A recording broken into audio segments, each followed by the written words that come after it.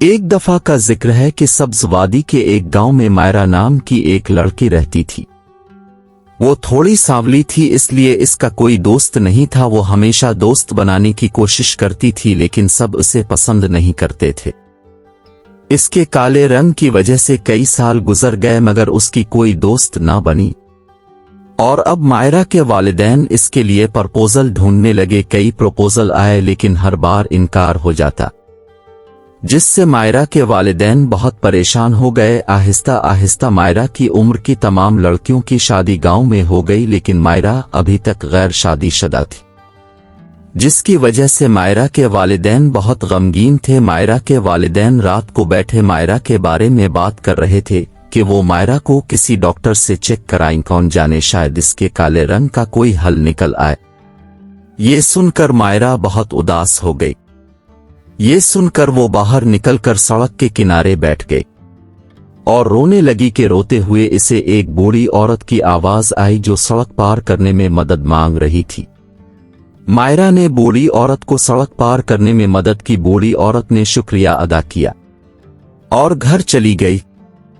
اس کے بعد مائرا بھی گھر آ گئی۔ وہ ساری رات روتی رہی۔ وہ روتے روتے سو گئی۔ خواب میں وہ دیکھتی ہے کہ وہی بوڑھی عورت کنویں کے پاس ہے اور پانی مانگ رہی ہے۔ مائرا کنویں کے پاس بیٹھی رو رہی ہے۔ اسے بوڑھی عورت کی آواز آتی ہے اور وہ اسے کنویں سے پانی پلاتی ہے اور وہ بوڑھی عورت پانی پیتی ہے اور بہت خوبصورت پری بن جاتی ہے۔ یہ دیکھ کر مائرا بہت حیران ہوتی ہے۔ پری نے مائرا سے پوچھا، تم اتنی پریشان کیوں ہو؟ تو مائرا نے اسے ساری کہانی سنائی۔ پری نے اپنی جادوئی چھڑی سے جادو کیا جس کی وجہ سے مائرا کے سامنے چمکدار لہنگا آ گیا۔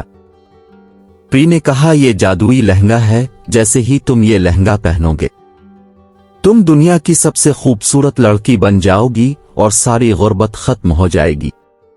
مائرا لہنگا گھر لے آئی۔ اسی وقت مائرا کی آنکھ کھلی۔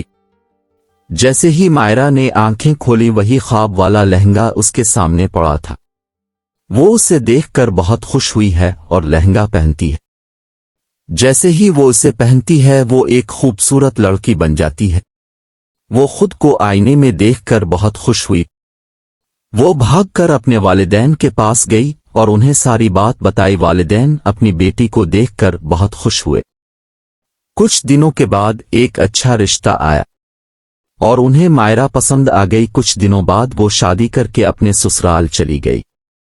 اس نے وہاں سب کا دل جیت لیا اور اس کی وجہ سے اس کی بھابھی اس سے حسد کرنے لگی۔ ایک دن اس کی بھابھی اس کے کمرے میں آئی اور الماری سے مائرا کے کپڑے نکال کر قینچی سے کاٹنے لگی۔ اس نے جادوئی لہنگے کو چھوا، اسے بجلی کا زوردار جھٹکا لگا۔ وہ ڈر گئی اور باہر چلی گئی۔ اس کے بعد اس نے مائرا کا کوئی کام خراب کرنے کی ہمت نہیں کی اور مائرا سب کی آنکھوں کا تارا بن گئی۔